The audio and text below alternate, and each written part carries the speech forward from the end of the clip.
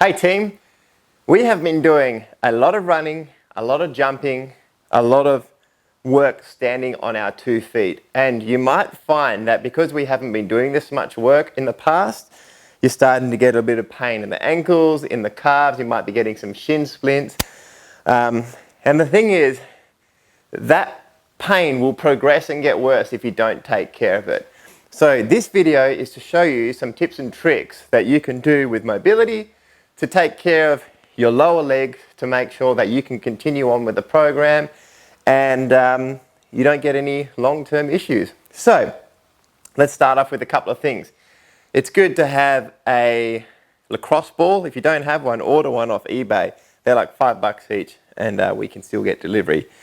You can use a kettlebell, you can use a barbell, you can use your own body, and I'm going to show you options for each of these things. So the first one we're going to look at is your posterior tibialis. This is a little muscle that sits behind the tibia, or the main shin bone. It connects behind the shin bone and it wraps around the back of the ankle and in under the foot. So it actually holds your foot arch up. So when we're doing a lot of grounding and pounding on our feet, this gets inflamed and sore. So all we got to do is grab a ball and work in the back of behind that, just behind the ridge of the bone. And you're going to find, and I'm finding this to be quite uncomfortable, but that's because this thing's getting a lot of smashing right now while we're jumping up and down. So spend 2 to 3 minutes really pushing deep into the back of the shin.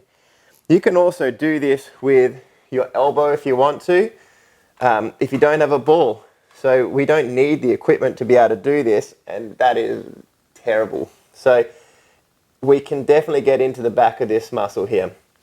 The other one is the anterior tibialis. And when we're doing like broad jumps, when we jump, we hit our heel down on the ground first, and that eccentric load of the foot taking the load really loads up the anterior tibialis, which gives us our shin splints.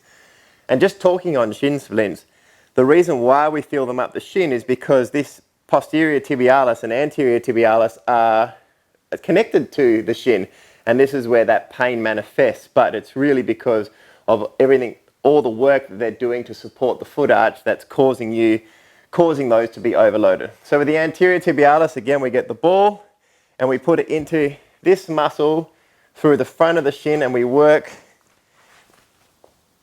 as much as we can. You can go side to side, forward and back, working through that. Now, this one's a lot harder to get into without a piece of equipment, but you can just use your thumbs and you can really dig both thumbs into both sides and smash through there. Whenever you find a painful spot, you can hold it down and then tack and stretch through the foot, and this is really going to help. So like spending 2 to 3 minutes on the posterior tibialis and the anterior tibialis is going to help a lot in taking care of those shin splints. The other things you can do is a kettlebell smash or a barbell smash. So what we're going to do is put that barbell into the back of the calf. Now, a lot of people make the mistake of working directly through the calf, but the calf isn't actually what's causing you most of your issues. It's all the smaller muscles like the posterior tibialis, anterior tibialis, and all the smaller lower leg muscles through here, which I can't name because I can't remember what they're called. But they, or your Achilles tendon, there where all the magic happens. So anything from below the middle of your leg down towards the ankle, I really want you to focus your time. And that's not saying you can't smash through your calf, but spend less time there than you do working through the very lower leg. So working through each spot, I want you to go side to side on the bar. When you find something a bit miserable, like I've got right now, you're going to tack and stretch. So pushing the toes forward, pulling the toes back, just hanging out on that spot, then keep working our way down the leg. So a couple of minutes each side is going to do a lot for you. You can do this on a kettlebell if you want to. That definitely does the trick. But it's all about being resourceful, guys. Like, find something around your house that you can use to massage on. And the last one the good old bone saw. So we literally, to replace any piece of equipment to get the same bit, we literally come up onto our knee, cross our shin over the back, and then rest our weight back onto that shin. And you can bone saw across, forward and back. This is gnarly. You can get some serious weight into this. And last but not least, you can get a buddy. So I'm going to get Jess Bailey to come down here because she's my camera girl today. And she's just going to lie here. Now, you might not be able to see my head, but that's okay, because you'll see what's going on. It's good to get a cushion or something underneath the leg. And I like to do this with the side of my foot because I get a nice bit of pressure.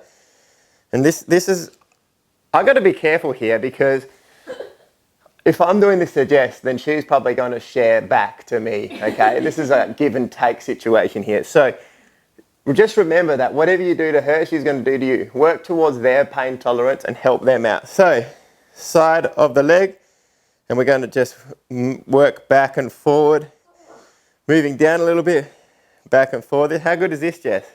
Right. It's terrible, right?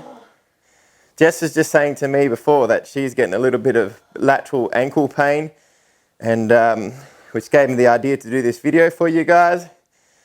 But she could get Ryan, her wonderful partner, to help her out here if she doesn't have that equipment at home. So, you know what to do. Take care of your shit. Make sure that you look after your lower legs so you can keep up your training and you don't get slowed down. Have fun.